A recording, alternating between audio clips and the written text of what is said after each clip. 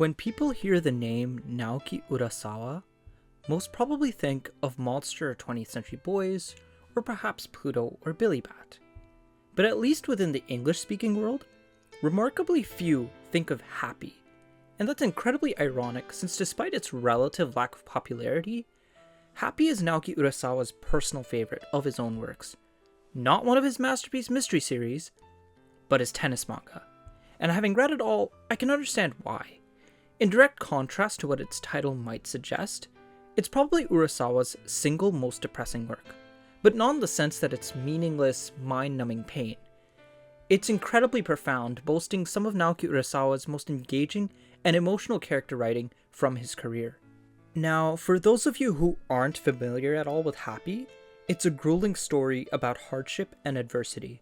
It follows an orphaned girl named Miyuki Umino, whose older brother Ieyasu has seemingly disappeared after accumulating a 250 million yen debt from a group of Yakuza loan sharks.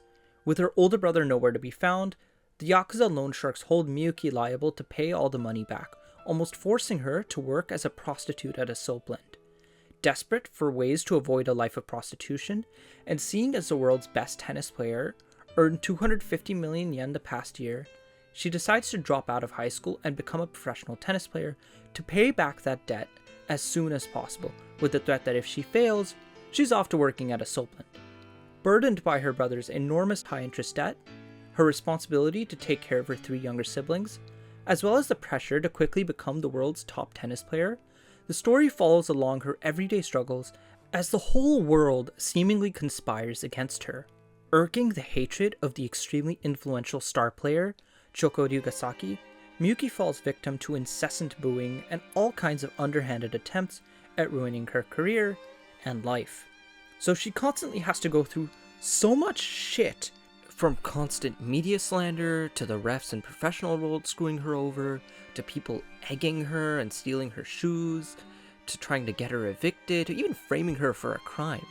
And yet despite it all, she still continues forward, trying her absolute best to make ends meet and pay back her brother's debt. It's a real roller coaster of a story, and one that really meant a lot to me. For this review, I'll be dividing the video into 2 sections.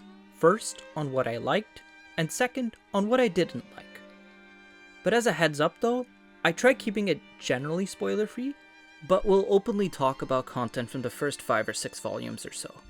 Anyhow, starting off with what I liked. First, the narrative, but especially that ending stretch. Really, the last 90 or so chapters of the story take a huge step up in quality, easily having some of the highest highs from any Urasawa work. And the last couple of matches in the manga are so freaking good, they gave me feels comparable to what I felt reading the last match from Takehiko Inoue's Slam Dunk. The last third of the story is just nothing short of incredible, and well worth the price of admission, at least in my opinion. But far more so than that, the biggest thing that I absolutely adored from Happy was the themes it tackled. What matters to me, more than anything else, is what I ultimately end up taking away from a story. Was I simply mildly entertained? Or did this story truly move me? Did it change me in some way? Did it make me think about something differently? Happy, thankfully, is very theme-heavy, and in fact, it shares a couple of its themes in common with Yawara. Urasawa generally has a tendency for his works to be thematic complements with one another. Monster, 20th Century Boys, and Pluto are all in their own different ways fundamentally about what it means to be human and what it means to lose your humanity. Yawara and Happy are also in a similar boat with a couple of the themes they explore. Really, Happy serves largely as a thematic response to Yawara and its reception. And no, aside from a few small cameos, the 2 stories aren't in the same world or connected or anything. And you don't need to read Yawara before Happy, but the 2 stories do work better together. For those of you who aren't familiar with Yawara, it was Naoki Urasawa's previous and much more popular sports manga about women's judo, which is arguably his most influential work of all time, having spurred an entire generation of Japanese women into practicing judo. It's a phenomenal coming-of-age story about a girl from a long line of judo prodigies, but hates judo because she just doesn't think it's very fashionable, feminine, or desirable, and more than anything, because she feels as though she's been groomed and forced into it, with her family deciding her life for her. Simply put, she wants to live her life as a normal girl. Dress pretty, get a boyfriend, have a normal ladylike job. But over time, she learns the value and joy that her judo brings to the lives of those around her, as much as she constantly feels like quitting. But whereas Yawara follows an undefeated prodigy girl that everyone adores and expects the best out of, Happy instead follows this dirt-poor underdog that almost the entire world just loathes with a writhing hatred. And I find that its approach, while much more off-putting to the average reader, helps make it significantly richer thematically. This is particularly the case when it comes to Happy's exploration of its central idea, hardship, and what it means to be happy in the face of it. Of course, Yawara has plenty of her own challenges. Every Urasawa protagonist does. Tenman Gesicht each have a serial killer to hunt down. Kenji and Kana have an entire cult to deal with. Both the Kevins and Billy Bat have, I don't even know where to begin there. But all of these challenges that other Urasawa protagonists face are ultimately so absurd. But many of Miyuki's challenges are everyday things, many of which a lot of people genuinely face in the real world. The others don't have to worry about going homeless, or finding the money for their next meal, or raising 3 little children, or paying off a massive debt. Sure, most people can't relate to having loan sharks all over your ass, or having one influential girl hate you so much that you have the entire media and professional world after you. But most of Miyuki's challenges are real challenges that real people legitimately face. And that's part of why this was the first Urasawa series I read that physically hurt to read. It's super duper depressing, but nonetheless, a story that I felt was especially worth getting through. I found Miyuki's sheer tenacity throughout all of life's obstacles to be incredibly inspiring. But relatedly, within Happy's exploration of hardship, the story also delves into people's responses to hardship. Namely, how far are you willing to go to pursue your own goals and dreams? Just what will you do to make yourself and those you care about happy? Are you willing to defame others if it means your own glory? Are you willing to injure an opponent to ensure your own victory? Are you even willing to make them go homeless? Are you willing to become a sex worker if it means putting food on the table and paying back your debt? Are you willing to undergo the most dehumanizing experiences imaginable if it means helping your family? Just what are you willing to do, and how far are you willing to go?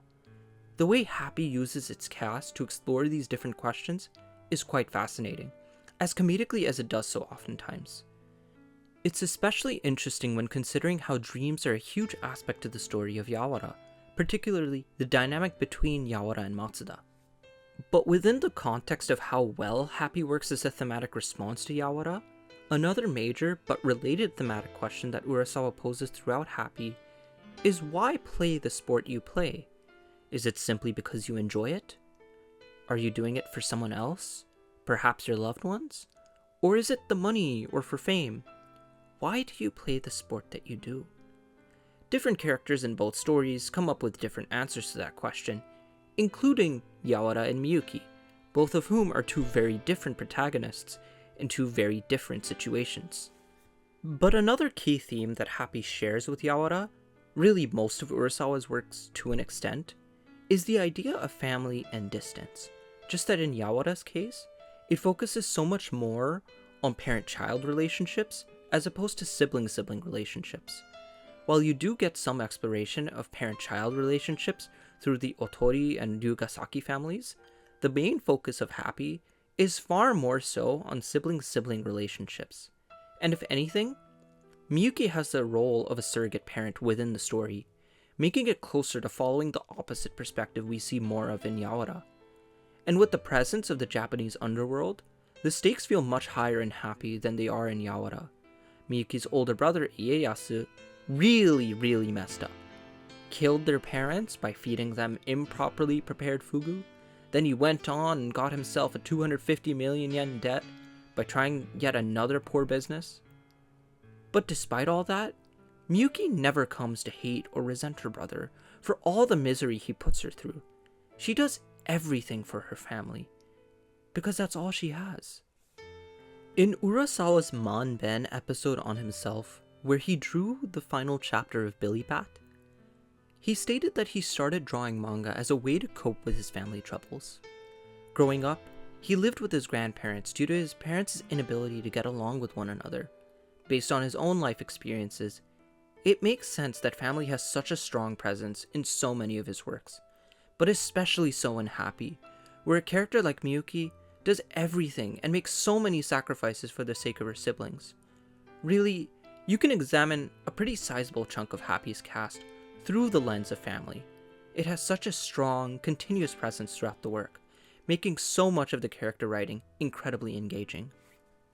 Speaking of which, that's actually the next big thing that I loved about this manga. It's character drama writing. Just in general, one of Urasawa's biggest strengths with any of his works is his characters, but that's especially a huge strength of Happy, since it's really a full-fledged character study, or a series of multiple of them. Our main character, Miyuki, might be my favorite Urasawa protagonist, simply because I find her endless resilience, tenacity, and kindness incredibly inspiring. She might not have to face the same kinds of morally challenging situations that Urasawa's murder mystery protagonists do, but gosh, the whole world just hates her. And she's still so stubbornly obstinate, tuning out the hate, ignoring the verbal abuse, and just bearing through it all. And even others like Keiichiro, Sakurada, Kaku, and Thunder Ushiyama are also some of my favorite side characters, not only out of Urasawa's works, but pretty much from any manga ever. None of the cast members are exactly as they initially seem. There's several mini arcs almost exclusively following one of the major secondary characters, but even the side characters that appear only for the span of a couple chapters are often amazing. One of my standout favorites is a grandma that only appears in 2 chapters centered around Kaku. Happy's just a work with outstanding characters, probably my second favorite Urasawa cast behind that of 20th Century Boys. But unfortunately, despite all the praise that I have for Happy, it's also a work that's a tad bit hard for me to recommend to people the way that I could recommend many of Urasawa's other works. I didn't find Happy to be an incredibly enjoyable read in its first half. Happy is unfortunately frustratingly repetitive and formulaic sometimes. And the main antagonist, Choco, is one of the most insufferable characters I've had the displeasure of following. I know some people who have outright dropped Happy, simply because they couldn't stand her antics. And honestly, I get it. She alone makes this manga a very hard sell, considering how she incessantly tries to ruin everything, just when things seem to be going so well. But I found that even she was a pretty fantastic character. I'd compare it to the likes of Eva Heinemann from Monster, which Urasawa wrote concurrently with Happy. Nevertheless, I find that too much of Happy's character development, especially for the likes of Choco, is concentrated too heavily in the last third of the manga. On a separate note, and while I didn't mind this too much, whereas Yawara initially parodied and made fun of common sports manga tropes, Happy bought into them almost completely and seriously right from the beginning. So Happy does have a lot in common with other sports series, and may not come across as unique as some of you might like. But you know, for a story about tenacity and perseverance, I really don't think you could do it well without taking those common tropes about never giving up and fighting to the end seriously.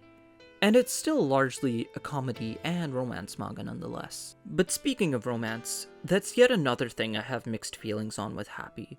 On one hand, I really like where the series eventually goes with things, and I like how love is such a strong, central motivation for the majority of Happy's cast.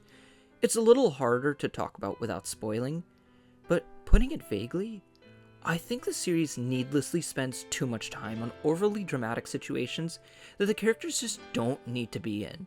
Compared to Yawara, romance takes a little bit more of a backseat in Happy, but still a strong, consistent driver present all throughout the story. Really, it's just handled very differently, and I honestly prefer Happy's way of handling things to Yawara's. Overall, Happy for me was a strong 8 out of 10. I like it a little bit more than Yawara, as much as Japanese audiences might vehemently disagree with that sentiment. It's definitely not for everybody, but I think that if you can make it all the way to the end, you might find yourselves quite satisfied with it. I definitely was. If you've only read Urasawa's mystery works, or Yawara, definitely give Happy a try. You very well might like it. With that in mind, thanks for watching. But before I end this video, I did want to give a bit of a shout out to my inspiration for the title of this video, which is actually an article from Mark Samet and Timothy Blake Donahue from CBR ranking Urasawa's works other than Monster. And while I vehemently disagree with and despise the article, along with CBR itself, it has like 2 paragraphs on Happy in which it refers to it as Urasawa's most depressing work. When I read that line, I was like, yeah, that sums it up perfectly. Anyhow, that's about it for me. I'd appreciate any constructive feedback or requests for some other topics you'd like for me to cover in the comments. This was the first time I'd ever done a review where I'd broken it down into what I liked versus what I didn't like. Normally, I'd have several subsections for different components of the work, for instance, one for story, one for characters, one for production values, etc. But I wanted to try doing it this way for once, so let me know how that went. With that in mind, peace!